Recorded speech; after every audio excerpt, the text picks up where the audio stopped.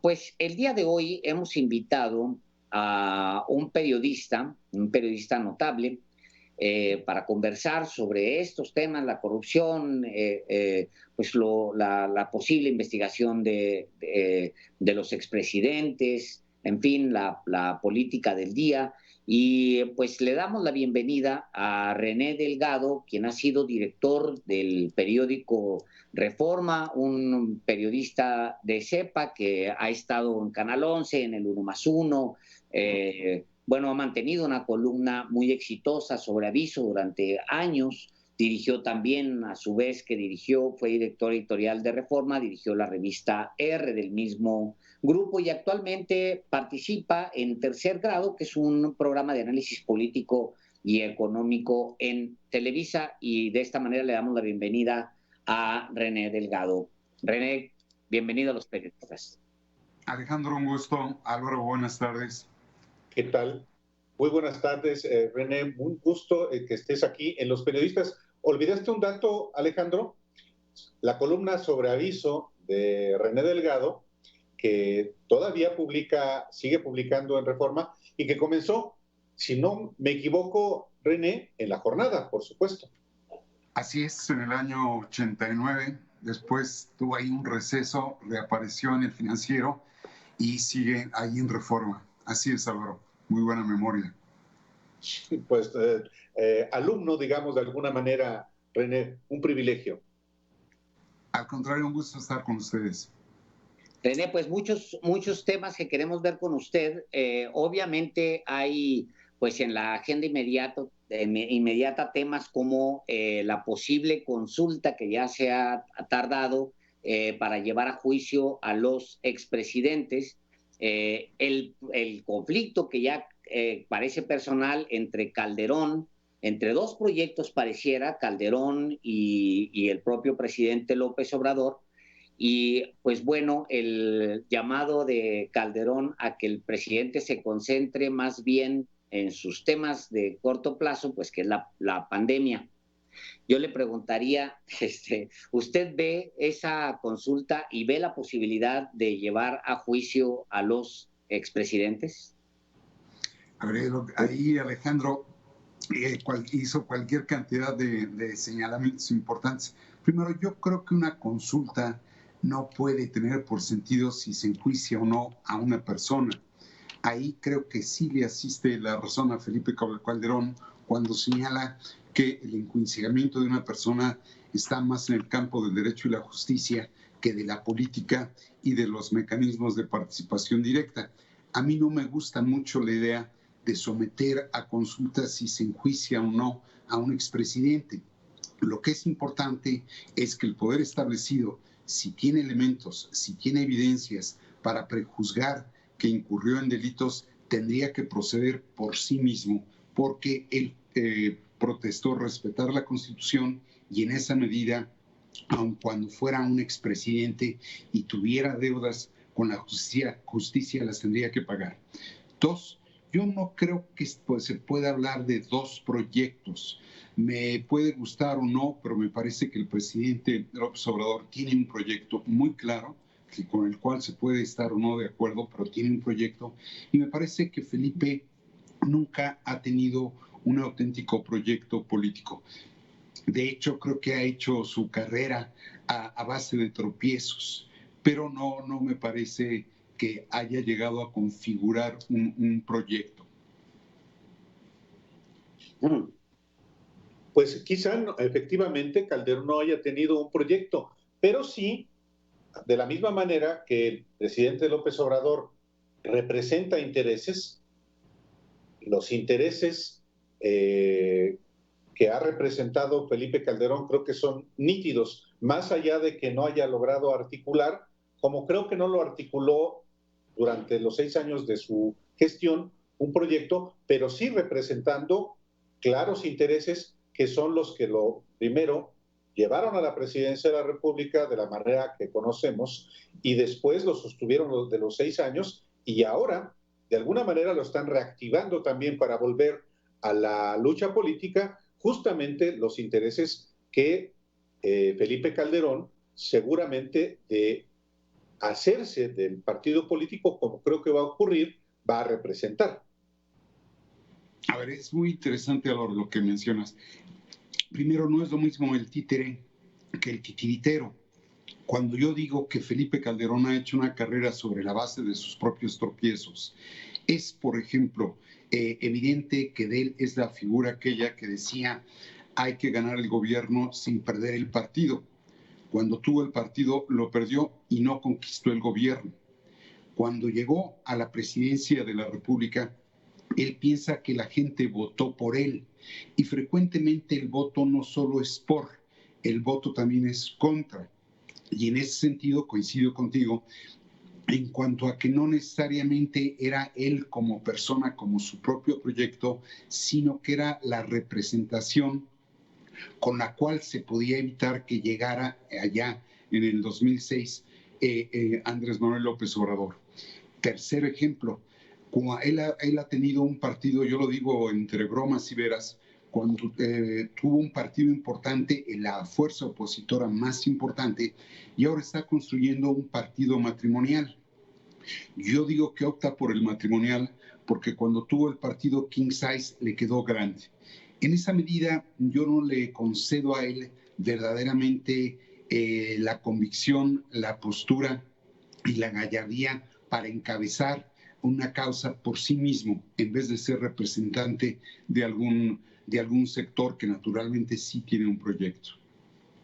Lo que me lleva, René, a necesariamente analizar entonces, pues qué tipo de oposición tiene el presidente y el proyecto del presidente Andrés Manuel López Obrador en este momento. Si no es Calderón, ¿qué es? Fíjate que yo digo también entre bromas y veras que está tan mal la oposición que la voz más autorizada de ella es un morenista, Porfirio Muñoz Ledo, un morenista rebelde. Pero en esa paradoja, quiero con ello revelar que está muy mal la oposición partidista.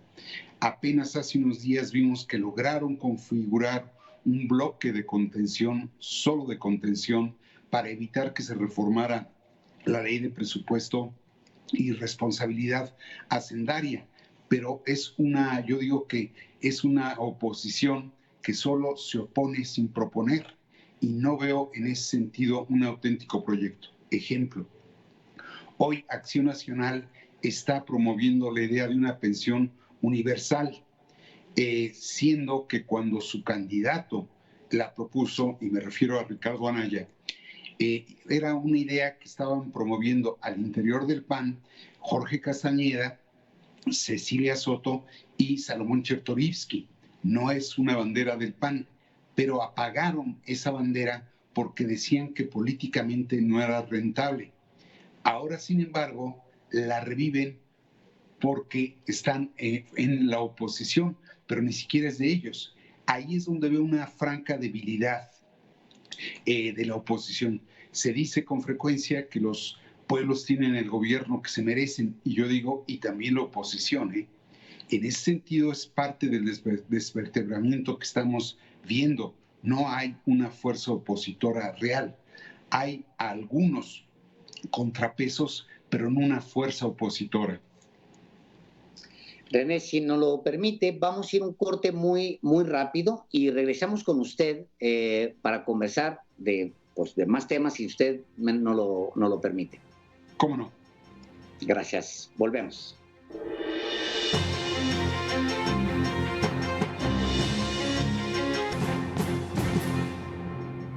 Ya estamos de regreso aquí en Los Periodistas cuando son las 6 de la tarde con 32 minutos y tal como le prometimos tenemos invitado de lujo aquí en La Octava. Tenemos a René Delgado.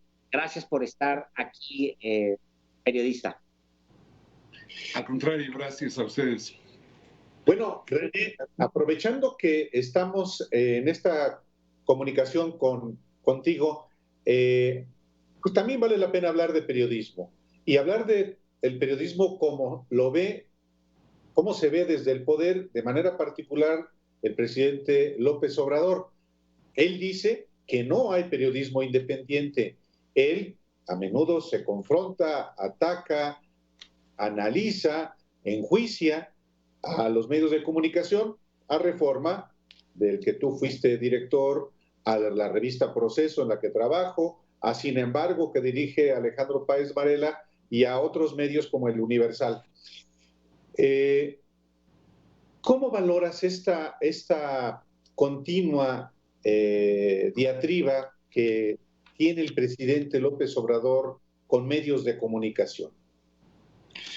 Yo creo que tiene una muy dogmática visión del periodismo, sobre todo del periodismo del siglo XIX, y en esa medida confunde el rol de la prensa.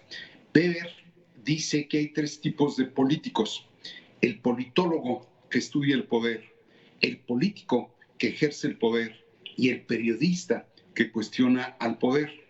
Es evidente que al poder no le gusta ser cuestionado, y en esa medida creo que simplifica mucho y generaliza más sobre la visión que tiene del periodismo. Pero indudablemente que el periodismo en México, en algunos sectores, algunos medios de comunicación, sí hay independencia, sí hay profesionalismo, y en esa medida es una pena que le haga tabla rasa con todo. Ahora, dicho lo anterior, sí creo también que muchos periodistas han caído en el ejercicio de un periodismo de causas, donde de pronto les interesa más la causa que la propia información.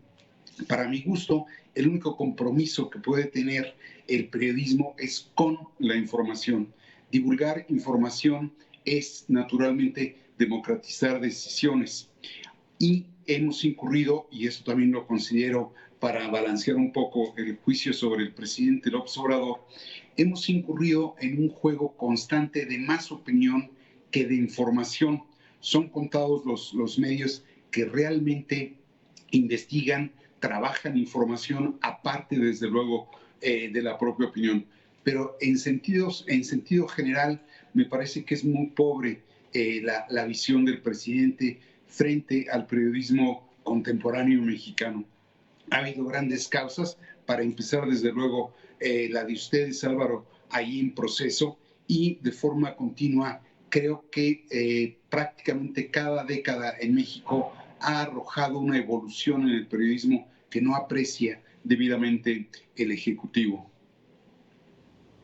Por el otro lado, también, René, tenemos una prensa, como dices, muy pues activa y sí tomando causas, pero distinto que en el pasado. Es más agresiva esta prensa, digamos, militante en contra del presidente que en el pasado. Qué buena pregunta, Alejandro. Habría que hacer verdaderos estudios para medir, pero de pronto veo un empeño muy superior por estar escudriñando al poder, particularmente en este sexenio, que en anteriores. En ese sentido, sí le concedo razón al presidente López Obrador, pero no puedo tampoco ignorar que él ha encontrado una fórmula más horizontal para poder crear su propia audiencia. Naturalmente, estas son las redes, donde no necesariamente se trata de periodistas profesionales, pero sí advierto un espíritu crítico superior en este sexenio al de sexenios anteriores. Y esto tiene que ver naturalmente con el propio interés, porque todo medio tiene un interés particular, los distintos intereses que se manejan en los medios de comunicación en México. ¿Qué se siente ser elogiado por el presidente de la República, René? No, yo ahí procuro. Hay un periodista francés que tiene una expresión que a mí me gusta mucho. Él dice que el periodismo exige estar muy cerca de las fuentes con suficiente distancia. Entonces, bueno, a veces me ha distinguido, pero eso no me hace, porque mi trabajo no es buscar el halago en todo caso. Y sí sé también que hay comentarios, hay artículos que no le han gustado. Ese es el problema que ocurre frecuentemente con los políticos. Son ellos los que cambian de posición, y cuando cambian de posición piensan que fue lo otro lo que cambió. Quiero con esto decir que cuando Andrés Manuel López Obrador era oposición, no veía con tan malos ojos a la prensa. Y ahora dice que la prensa ha cambiado. No, el que cambió fue él. Él ahora ejerce el poder. Él es el poder, ya no es oposición. Y le está costando trabajo digerir esa transformación. René Delgado, pues le agradecemos muchísimo que haya estado hoy aquí en La Octava con los periodistas. Gracias de verdad. René. Al contrario, a ustedes dos y con muchísimo gusto, Alejandro y Álvaro. Gracias, gracias. Vamos a un corte.